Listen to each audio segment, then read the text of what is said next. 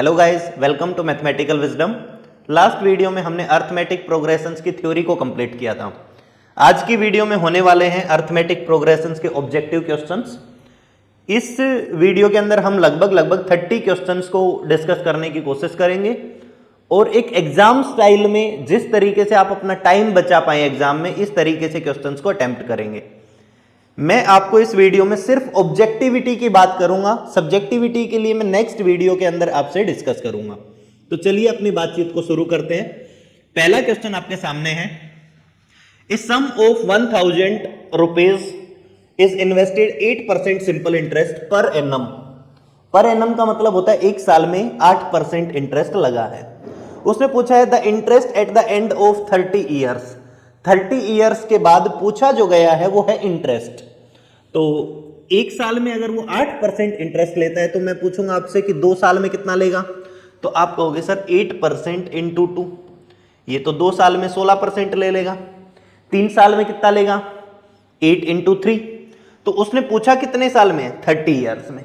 तो 30 ईयर्स की बात करूं तो 8% इंटू 30 विच इज 240% वो इंटरेस्ट कलेक्ट करेगा।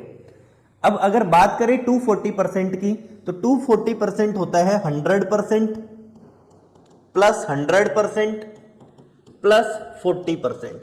तो आपको समझ आ गया होगा कि जो भी अमाउंट आपको दिया गया है, this 1000 is actually 100%, this 1000 is 100%। तो 1000 यहां से हो गया, 1000 यहां से हो गया एंड 40% मतलब 400। तो आप डायरेक्टली देख सकते हो इसका आंसर आ जाएगा 2400। होने को तो ये 20-30 सेकंड का क्वेश्चन है, आपको इतना भी नहीं सोचना। अगर आप डायरेक्टली 240% कैलकुलेट कर पा रहे हो तो मेंटली कैलकुलेट हो जाएगा, दिस इज 2400। तो आपको एग्जाम में इसमें कोई अर्थमेटिक प्रोग्रेशन का फॉर्मूला लगाने की जरूरत नहीं है। अगर आप इसको एपी के फॉर्मूला से जाना चाहो तो 30 ईयर्स के बाद इंटरेस्ट पूछा है, तो फर्स्ट ईयर इंटरेस्ट आप देख लो, 8% that is 80 rupees, right. Then फिर से 8% लगेगा तो ये 160 रुपीज हो जाएगा और इस तरह से ये इंटरेस्ट कैलकुलेट होता हुआ जाएगा। तो 30 साल के बाद कितना इंटरेस्ट हो जाएगा, तो आपको A30 यहां पे निकाल के बता देना है, which is A plus 29D। और D आपको दिख गया होगा कि 80 इसका D है और आप ये आराम से कैलकुलेट कर सकते हो। जैसा कि मैंने पहले ही आपको बताया कि हम ऑब्जेक्टिविटी की बात करेंगे तो ऑब्जेक्टिविटी के लिए ये वाली बात जरूरी है।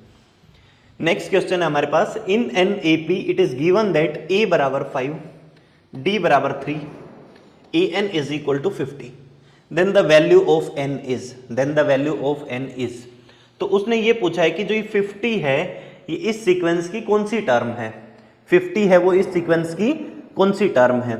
तो अगर इसको मेंटली कैलकुलेट करोगे तो इस 5 को इस 50 में से सब्ट्रैक्ट करना पड़ता है, उसके बाद 3 से डिवाइड करके 1 ऐड करोगे, आंसर आ जाएगा। लेकिन इसके पीछे लॉजिक क्या है, ए एन का जो फॉर्मूला होता है, ए एन होता है मेरा a plus n minus 1 into d which is 50, right. तो ए की वैल्यू मैं प्लग इन कर दूंगा, 5 भर दिया जाएगा यहाँ पे और ये n माइनस 1 और d यहाँ पे भर दिया जाएगा, ये 50 आ गया। अब आपने देखा कि ये 5 इधर जाके सब्ट्रैक्ट हो जाना है, तो मैंने आपको क्या बताया कि 5 को यहीं सब्ट्रैक्ट कर लो लाइक दिस, तो ये 45 आ जाएगा। उसके बाद जो डिफरेंस है इससे आप इसको डिवाइड कर दो तो ये 15 आ जाएगा, फिर इसमें एक जोड़ दो तो ये 16 आ जाएगा। इस तरीके से ये क्वेश्चन अटेम्प्ट किया जा सकता है मेंटली। तो 16 इसका आंसर आ जाएगा, लेकिन इसको सोल्व करके भी आंसर क्या आना है, 16 आना है। एक बार मैं चेक करके बता देता हूं, this is n minus 1 into 3 which is 50 minus 5। So आप लिखोगे n minus 1 into 3 is equal to 45।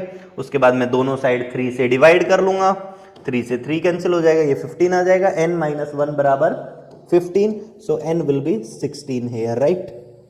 तो मैंने पहले ही टिक कर दिया है, इतना टाइम लगाने की जरूरत नहीं है। आपको क्या करना होता है, ए एन में से फर्स्ट टर्म सब्ट्रैक्ट करना होता है, फिर डी से डिवाइड करना होता है, फिर 1 ऐड कर देना होता है, आपका आंसर आ जाता है, right. Third question, if the nth term of an A P is 2n plus 1 then the sum of first n terms, first n terms का जोड़ क्या आएगा। तो एस एन के लास्ट वीडियो के अंदर हमने 3 फॉर्मूले डिस्कस किए थे। जब आपको ए एन दे दिया जाए तो सबसे पहले आप a1 निकाल लो। क्या निकाल लो? a1। तो a1 इसमें जब आप 1 भरोगे तो आपके पास आएगा 2 इंटू 1 प्लस 1 विच इज 3। और आप एस एन का यहाँ पे फॉर्मूला यूज करना n/2 into A plus A N.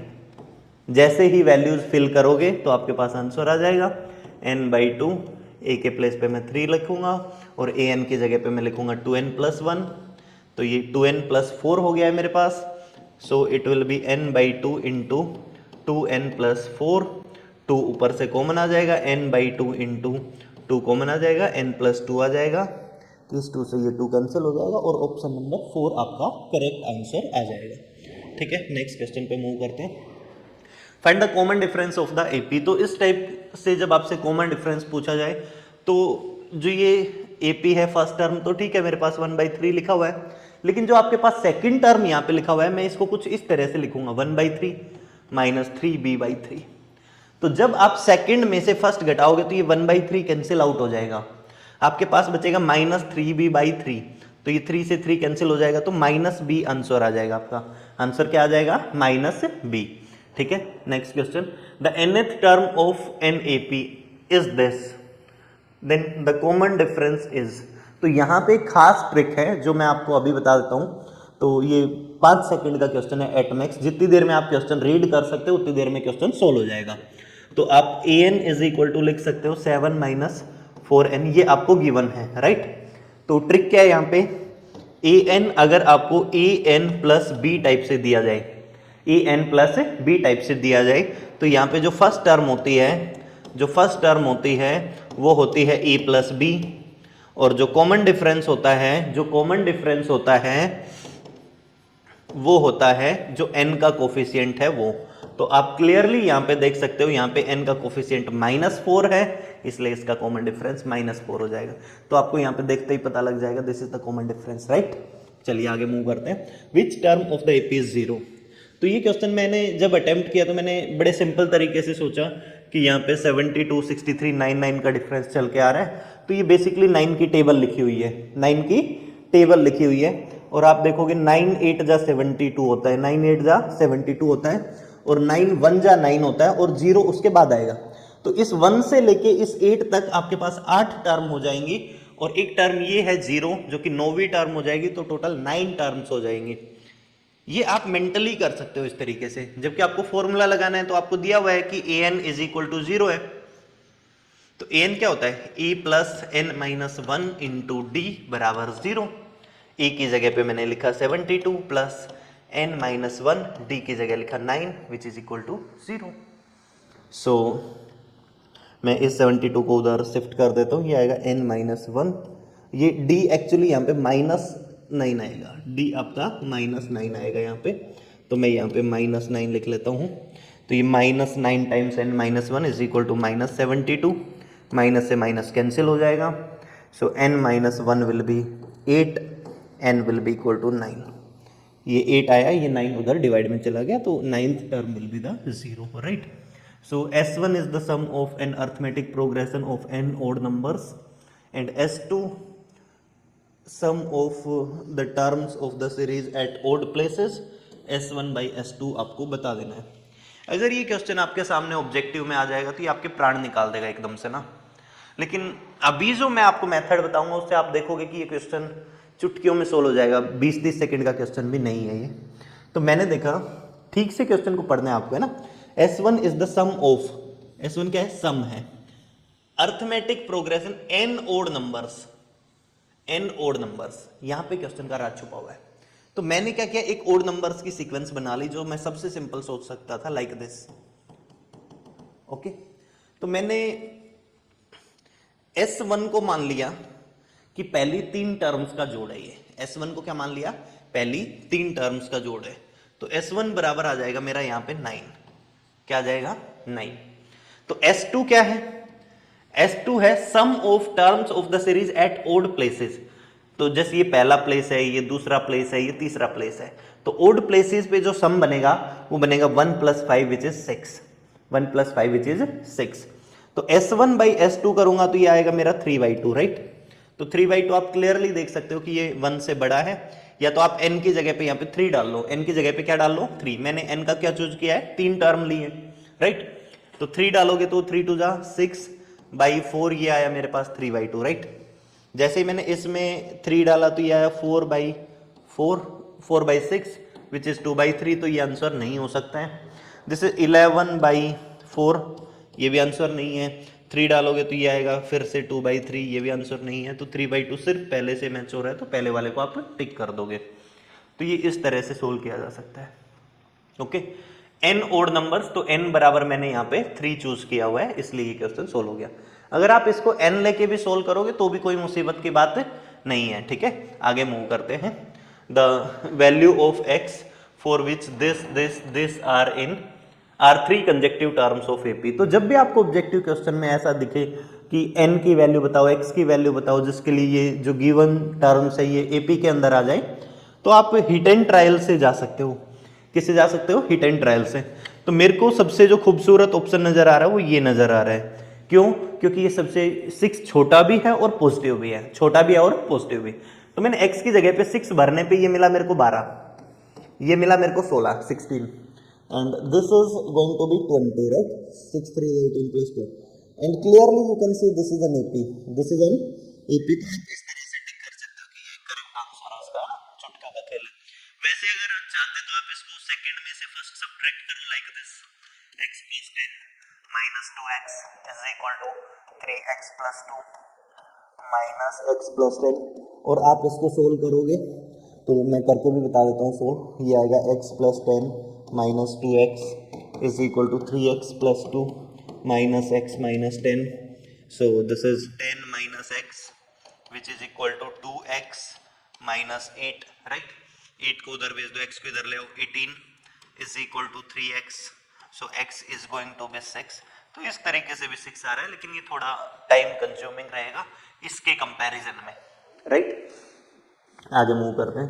A b c are in A P then b is equal to, तो बी का क्या आंसर होगा? तो इसमें देखो कि जब भी आपको 3 टर्म ए पी में दी जाए तो सबसे पहली बात सेकंड टर्म में से फर्स्ट घटाओ, थर्ड में से सेकंड घटाओ, तो ये बराबर आएंगे।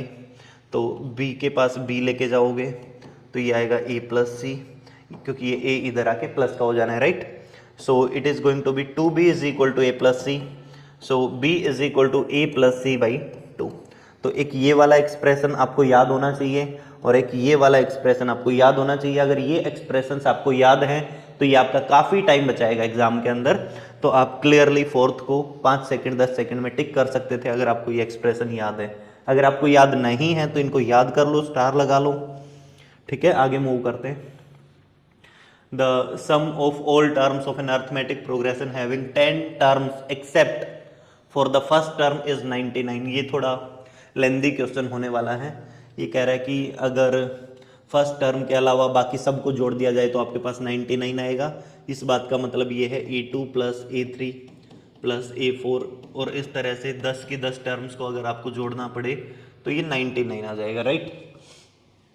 और उसके बाद बोला है and accept for the 6th term, Chhathi term को छोड़ के जोड़ा जाए तो ये 89 आ जाएगा। मतलब a1 plus a2 plus a3 plus a4 plus a5। मैं काफ़ी शानदार ट्रिक बताऊंगा इसमें जो मैंने ऑब्जर्व किया। छठी टर्म 6 टर्म छोड़ देनी है, a7 a8 a9 plus a10 is equal to 89। और उसने बोला है find the 8th term of the arithmetic progression if sum of first and 5th term is 10। मतलब a1 plus a5 which is going to be 10, right? तो मैंने इसमें एक बात ऑब्जर्व करी कि ये 99 है, this is very close to 100। अगर इसमें a1 और होता है, यहाँ पे a1 लिखा होता, तो मैंने सोचा क्यों ना ये 100 हो जाता है, ऐसे सोचा मन में। तो मैंने देखा 100 तो 10 का स्क्वायर होता है, 10 का स्क्वायर होता है। और मेरी एक ऑब्जर्वेशन थी, जो बात मुझे याद थी, मैं अपने एक्सपीरियंस का यूज किया। यहाँ पे क्या यूज किया कि मैंने 1 प्लस 3 प्लस इस तरह से 19 तक के जब मैं नंबर्स को जोड़ता हूँ, these are first 10 odd numbers, तो ये आता है मेरा 10 स्क्वायर के बराबर। जब आप इसमें 6th टर्म जो कि 11 होगी उसको हटा दोगे तो ये 89 पे पहुंच जाएगा। तो ऑटोमेटिकली मुझे ये पता लग गया कि जो मेरी प्रोग्रेशन है दैट इज एन स्क्वायर। अब उसने पूछा क्या है, उसने पूछा है आपसे कि the sum of all the terms of arithmetic progression having 10 terms, तो except for this find the 8th term. 8th term बतानी है मुझे, है ना? फर्स्ट टर्म 1 है, सेकंड 3 है, तो एट्थ टर्म आ जाएगी 2 into 8 minus 1 which is 15, right. ये था इसको एक मेंटली करने का अप्रोच, अगर आप इसको मेंटली सोल्व करना चाहो। वरना इसको थोड़ा सा सिस्टमेटिक वे से, अगर आप सब्जेक्टिव में भी आ जाता है तो किस तरह से करेंगे, तो थोड़ा सा सब्जेक्टिविटी की भी बात कर लेता हूं। काफी इंटरेस्टिंग क्वेश्चन है ये, चलिए देखते हैं एक बारी। तो आप इन दो एक्सप्रेशंस को ध्यान से देखें। फर्स्ट में से सेकंड एक्सप्रेशन को अगर मैं सब्ट्रैक्ट करूंगा तो यहाँ पे a1 गायब है, यहाँ पे a1 लिखा हुआ है, तो ये आएगा मेरा माइनस a1, राइट। और यहाँ पे ऊपर a6 मौजूद है, नीचे गायब है, और बाकी सब a2 से a2 कैंसिल हो जाएगा, a3 से a3 कैंसिल हो जाएगा, तो प्लस का a6 भी आएगा यहाँ पे। और जब मैं 99 में से 89 सब्ट्रैक्ट करूंगा तो मेरे पास आएगा 10। तो a1 तो मेरा a के बराबर होता है, अगर मैं फर्स्ट टर्म को a मान लूं, कॉमन डिफरेंस को d मान लूं, तो ये बनेगा मेरा a plus 5d, right, a plus 5d which is 10, okay. तो ये बना मेरे पास 2a plus 5d is equal to 10, ये इक्वेशन नंबर 1 है। जब मैं इस वाले एक्सप्रेशन को लिखूंगा तो ये आएगा मेरे पास a plus 4d is equal to 10, मतलब 2a plus 4d is equal to 10। Actually मैंने यहाँ पे ये माइनस का a आता, आप यहाँ पे देख सकते हो ऊपर माइनस a1 है, तो ये माइनस a आएगा, ये कैंसिल हो जाएगा, राइट। तो ये 5d बराबर 10 आएगा, तो d बराबर यहाँ पे आ जाएगा मेरे पास 2, d बराबर क्या आ जाएगा 2। तो d की जगह पे मैं यहाँ पे 2 रखूंगा, तो ये आएगा मेरे पास 2a plus 4 into 2 is equal to 10। So ये आएगा 2a is equal to 10 minus 8, तो a की वैल्यू आ जाएगी मेरे पास 2/2 विच इज 1। तो आप क्लियरली देख सकते हो फर्स्ट टर्म 1 है, d2 है, फर्स्ट टर्म 1 है, d2 है, तो 1 3 5 7 9 11 इस तरह से जाएगा। तो 8th नंबर पे इसमें भी क्या आ जाएगा 15 आ जाएगा आपके पास। Is that okay? थोड़ा लेंथी क्वेश्चन था ऑब्जेक्टिव के हिसाब से, बट ऑब्जेक्टिव के अंदर अगर आप ऐसा सोच पाते हो जो मैंने सोचा कि ओड नंबर्स के स्क्वायर को जोड़ के बनाया गया है, तो थोड़ा काम आसान हो सकता था, या फिर आप इसमें कुछ स्टेप्स को गायब कर दें तो भी काम आसान हो सकता है। ठीक है, चलिए आगे मूव करते हैं। The common difference of the AP is -6, D बराबर बता दिया आपको, and the value of A20 minus A14। तो जो मैंने थ्योरी वाली वीडियो है उसके अंदर एक फॉर्मूला बताया था आपको, अगर आपको याद है तो an minus am is going to be n minus m into d. अगर मैं इस फॉर्मूले का इस्तेमाल करूं तो ये A20 यहाँ पे n का काम 20 कर रहा है, m का काम 14 कर रहा है, तो ये आएगा मेरे पास 20 minus 14 d which is 6 times d। d की वैल्यू कितनी है -6, तो ये आपके पास -36 आ जाएगा, और यार आसानी से आप इसको इस तरह से टिक कर सकते हो। चलिए फिर नेक्स्ट क्वेश्चन पे मूव करते हैं। So find the sum of the progression, इस प्रोग्रेशन का सम निकालना है मुझे। तो मेरे पास यहाँ पे फर्स्ट टर्म गिवन है, a बराबर 5 लिखा हुआ है, d आपको दिख गया होगा 8 है, 13 माइनस 5 इज 8, और आपको an दिया हुआ है 181। तो अगर आप कोई भी फॉर्मूला सम का लगाना चाहोगे तो आपको कम से कम n की वैल्यू तो चाहिए। n की वैल्यू निकालने के लिए या तो फिर मैं यहाँ पे लिख दूं कि a plus n minus 1 into d is equal to 181, right. तो जब आप इस कैलकुलेशन को सोल्व करोगे तो a सबसे पहले उधर जाएगा जो कि सब्ट्रैक्ट में जाएगा, तो मैंने यहाँ पे ही सब्ट्रैक्ट कर लिया। जो 5 है a है, उधर जाके सब्ट्रैक्ट होगा, तो मैंने सब्ट्रैक्ट कर लिया, ये आया 176। उसके बाद ये जो d मल्टीप्लाई में, ये उधर जाके डिवाइड में जाना है, तो मैं इसी को 8 से डिवाइड कर लूंगा, 8 2 जा 16, 8 2 जा 16, ये आया 22। उसके बाद जो ये -1 है ये उधर जाके प्लस हो जाना है, इसलिए मैं इसमें 1 जोड़ लेता हूं। तो मेरे पास जो टर्म्स आई वो आई 23 टर्म्स, n बराबर क्या आ गया 23। तो अब मुझे निकालना है S23, so n/2 into a plus L, a plus L is 5 plus 181, तो ये हो जाएगा 186, ये कैंसिल होके 2 9 जा 18, 2 3 जा 6। अब 23 3 69 कैरी 6, 23 में 207 और 6 213, सो 21 39 will be the correct answer. तो आप इसको आराम से टिक कर सकते हो। Okay, so 2 APs have the same common difference. ये बड़ा ही इंटरेस्टिंग क्वेश्चन है। अगर कॉमन डिफरेंस सेम हो तो पहले दो, ऐसा समझो कि आपके पास दो इंसान दौड़ रहे हैं, एक इंसान थोड़ा यहाँ पे खड़ा हुआ है, एक थोड़ा आगे जाके खड़ा हुआ है। अब मैं कह रहा हूं कि उनके दौड़ने की स्पीड सेम है, मतलब उनका जो स्टेप साइज है दैट इज सेम, और उतने ही टाइम में, इक्वल टाइम में वो इक्वल स्टेप भी रखते हैं। तो मैं कहूंगा 5 घंटे बाद उनके बीच की दूरी, आप कहोगे जो स्टार्टिंग में थी वही रहेगी। मैं कहूंगा 10 घंटे बाद उनके बीच की दूरी, आप कहोगे जो स्टार्टिंग में थी वही दूरी रहेगी। तो यही प्रोग्रेशंस के अंदर होता है कि जब कॉमन डिफरेंस सेम हो जाए, जब कॉमन डिफरेंस सेम हो जाए, तब उनके दौड़ने की जो स्पीड है वो सेम हो गई, और जो उनकी फर्स्ट टर्म के बीच में डिफरेंस है वही सेकंड में होगा, वही थर्ड में, वही 100th में, वही 1000th में। तो आपको जो दिया गया है 100th टर्म में डिफरेंस 100 है, तो 1000th टर्म में डिफरेंस कितना होगा, वो भी 100 होगा। वो भी कितना होगा, 100। चाहो तो आप इसको कर भी सकते हो कि big a 100 minus small a 100 is equal to 100। तो बिग ए को आप लिख सकते हो ए प्लस 99, और डी तो सेम है दोनों का, तो मैं दोनों में डी को सेम यूज कर लूंगा, और यहाँ पे a plus 99 d is equal to 100। तो ये आ जाएगा a plus 99 d minus a minus 99 d, ये डी से डी कैंसिल हो जाएगा, और ये आ जाएगा 100। तो ए माइनस ए आया ये। तो जब आप इनकी 1000th टर्म के बीच का डिफरेंस भी निकालोगे, तब भी आप चेक करोगे यहाँ पे 999 वो कैंसिल हो जाएगा, और a माइनस ए आंसर आएगा जो कि 100 होना है, राइट। आगे if 4 numbers are in AP, तो जब भी आपको 4 नंबर्स एपी के अंदर लेने पड़े, तो सबसे पहला काम तो मुझे यही करना चाहिए कि इनमें से देख लेते हैं एपी में कौन से 4 नंबर है। 3 + 4 7, 4 11, 4 15, 3 + 6 9, 4 13, ये तो एपी नहीं है।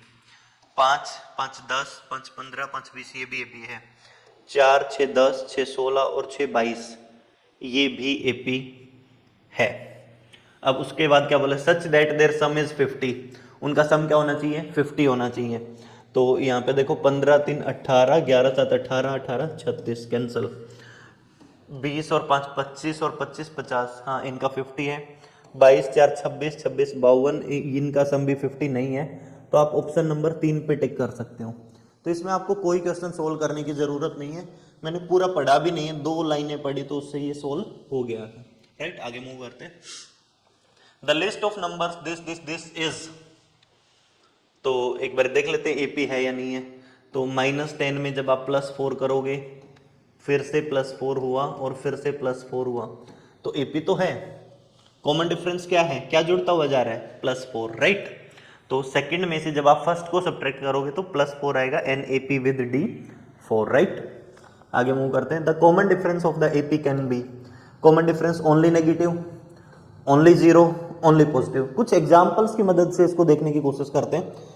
सबसे पहले क्वेश्चन ये है कि क्या ये एक एपी है, तो आप कहोगे कि कॉमन डिफरेंस तो सेम है, 0 है, तो फिर ओनली नेगेटिव गया, ओनली 0 बचा, ओनली पॉजिटिव गया। तो फिर मैंने कहा क्या ये एपी है, आपने कहा हाँ ये भी एपी है, इसका डिफरेंस क्या है, +1, राइट। तो ये ओनली 0 भी गया। तो एपी का जो कॉमन डिफरेंस है वो पॉजिटिव, नेगेटिव और 0 कुछ भी हो सकता है, राइट। आगे the common difference of the AP, common difference मैंने अभी अभी बताया था आपको कि n के साथ जो नंबर चिपका हुआ है वही कॉमन डिफरेंस है, दैट इज -3, इस पे टिक कर दो। The sum of first 16 terms of the AP, इस एपी की 16 टर्म को जोड़ना है मुझे। तो S16 का फॉर्मूला लगाना है, लेकिन मुझे लास्ट टर्म नहीं पता, तो मैं फॉर्मूला लगाऊंगा S16 is equal to 16/2 into 2a, a की वैल्यू 10 है, प्लस 16 - 1 दैट इज 15, और d की वैल्यू है -4, 6 - 10 इज -4, राइट। तो यहाँ पे डाल दो -4, और इसको फटाफट से कैलकुलेशन सोल्व करेंगे तो माइनस आंसर आएगा, तो ये दो तो गए, राइट। तुक्का मारूंगा -320 पे, फिर भी चेक कर लेते हैं क्या आ रहा है। तो दिस इज 8, और this is 20 - 60 which is 8 into -40 which is -320, और जो मैं तुक्का मारना चाह रहा था वो बिल्कुल ठीक है, तो इस तरह से आप टिक मार सकते हो। नेक्स्ट क्वेश्चन है हमारे पास, the number of 3 digit numbers which are divisible by 7। तो मेरे को जब भी इस टाइप का क्वेश्चन आएगा कि ऐसे कितने नंबर हैं, और खासकर ऑब्जेक्टिव में आएगा, तो मेरा इसको सोल्व करने का अप्रोच क्या है कि सबसे पहले मैं सबसे छोटा 3 डिजिट का नंबर ढूंढूंगा जो 7 से डिविजिबल है, उसके बाद मैं सबसे बड़ा नंबर ढूंढूंगा। तो सबसे छोटा 3 डिजिट का नंबर जो पॉसिबल होता है वो 100 होता है, तो मैं 7 से डिवाइड करके देखता हूँ। अगर ये डिवाइड हो गया तो यही मेरा सबसे छोटा नंबर हो जाएगा, अगर ये डिवाइड नहीं हुआ तो फिर मैं उस नंबर को ढूंढने की कोशिश करूंगा। 7 1 जा 7, 3 0, 7 4 जा 28, and 2 is remaining.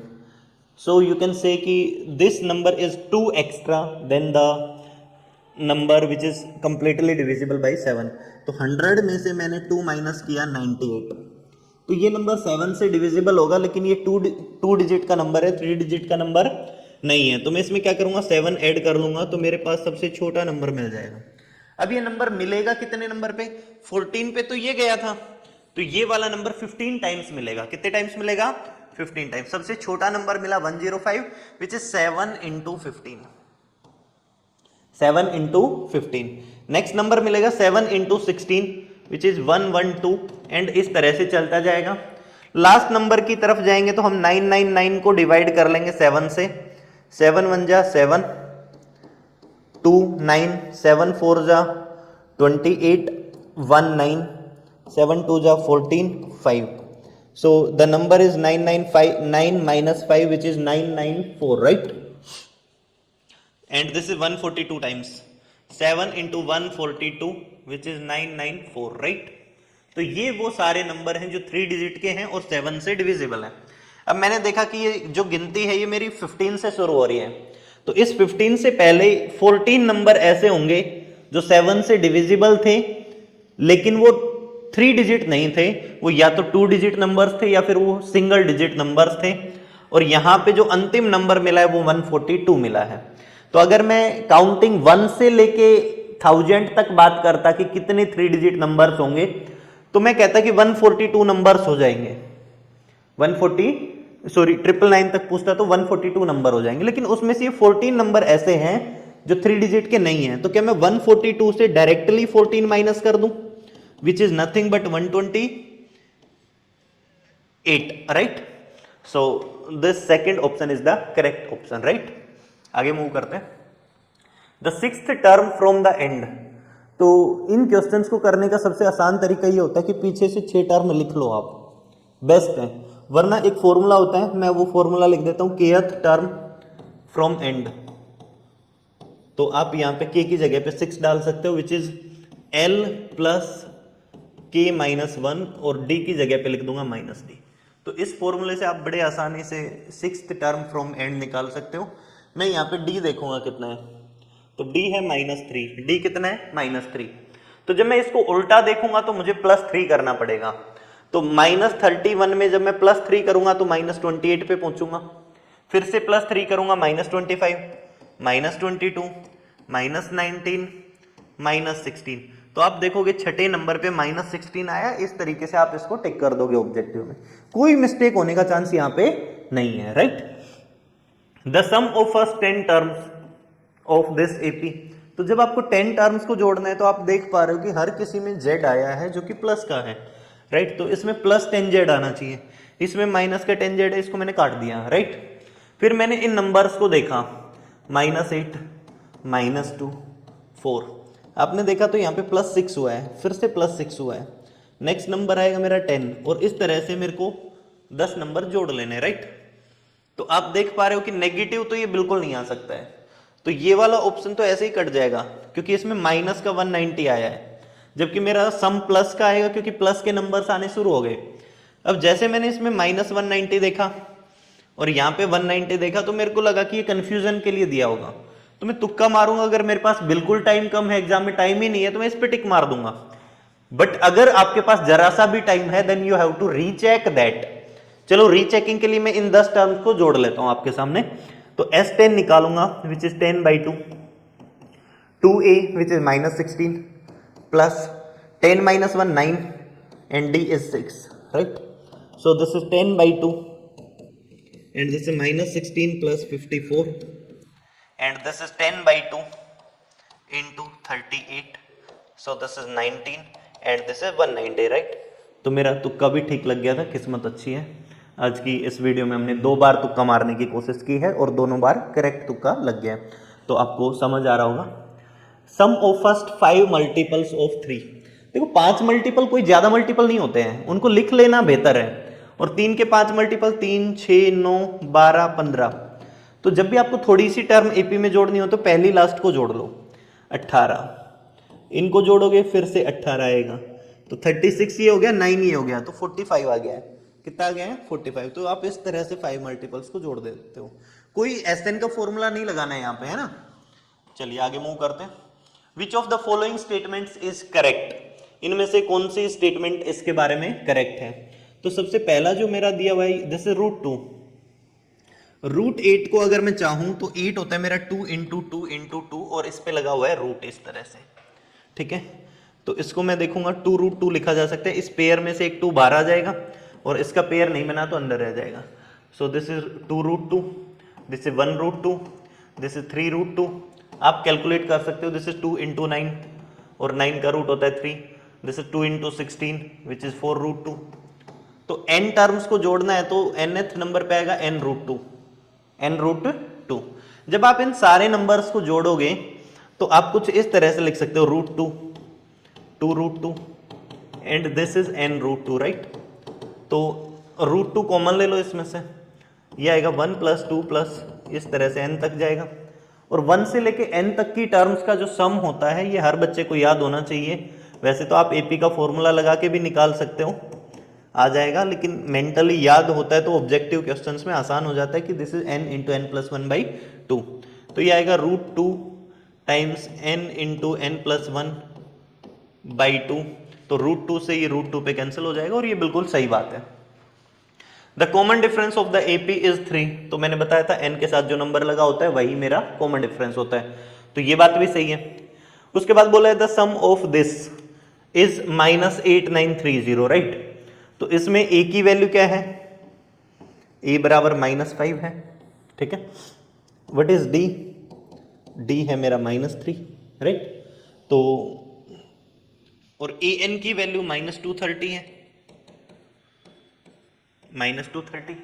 तो an होता है a plus n-1 and d is -3 which is 230 with negative sign. जब ये माइनस उधर जाएगा तो प्लस हो जाएगा। So this is n-1 into -3 and this is -225। जब ये 3 से कैंसिल किया जाएगा तो ये आएगा n-1, तो ये माइनस से माइनस कैंसिल हो जाएगा और ये 3 से कैंसिल करोगे तो 3 7 जा 21, 3 5 जा, तो n बराबर आया मेरा 76। ओके, फर्स्ट टर्म भी गिवन है और लास्ट टर्म भी गिवन है। तो मैं यहाँ पे क्या करता हूँ, n/2 which is 76/2 into a plus L which is -5 plus -230। तो ये आ जाएगा मेरे पास 38 इंटू -235। तो आप ये इंटू करके देख लो, मैं करके दिखा देता हूँ। 2 3 5 38, राइट। 5 8 जा 40, 8 3 24, 4 28, 8 दूनी 16 और 2 18, 5 3 15, 3 3 9, 1 10, 3 दूनी 6 और 1 7, 0 3 9 8 -8390, 8930 which is correct. So option number 3 will be correct, right. आगे मूव करते हैं। The sum of p terms of an AP is q and q terms of an AP is p।